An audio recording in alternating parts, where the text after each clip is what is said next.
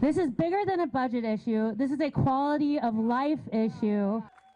Proposed cuts to Portland community centers, programs, and pools drew a crowd of hundreds to Northeast Portland tonight to voice their concerns as city bureaus work to downsize their budgets for next year. Now, city leaders held a workshop to give people a chance to weigh in, speak out. Emily Burris was at tonight's meeting.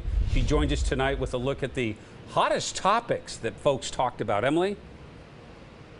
And people were pretty frustrated tonight. They say, why in this strong economy are we still having to make these cuts? Well, city leaders say despite record revenue sources coming into the general fund, the increasing cost of inflation and the state's retirement program means that departments all across the board are having to find areas to cut. Now, Mayor Wheeler and commissioners wanted people to know tonight that no decisions have been finalized yet. They're still trying to piece together this multi-billion-dollar budget.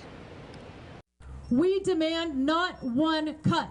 Crowds gathered before the city's budget workshop, holding signs and raising their voices about proposed budget cuts. When do we fund it? Now! It is shocking and devastating. It was standing room only at the Urco Community Center as people put parks at the top of the agenda.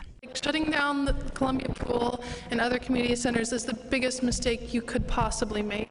Supporters of North Portland's only indoor pool pushed back against the Portland Parks and Rec's proposal to close a $6.3 million budget shortfall by closing the pool and other community centers like Selwood. I don't think we want a city where one neighborhood stands on the heads of others to put my kids on a life raft. People want to be here, so we have to provide for the future of Portland by not closing facilities and parks that we have now, but working on plans to expand them. One area some did want to see cuts, the city's police bureau. Community and neighborhood safety cannot be achieved with increased policing. As dozens voiced support for funding to be redirected to other community-focused efforts. Commissioners only weighed in to caution those attending no decisions are final yet. I don't want to be disrespectful to anybody, but it's clear sitting here that people have some misperceptions about what's already been done and what's been decided.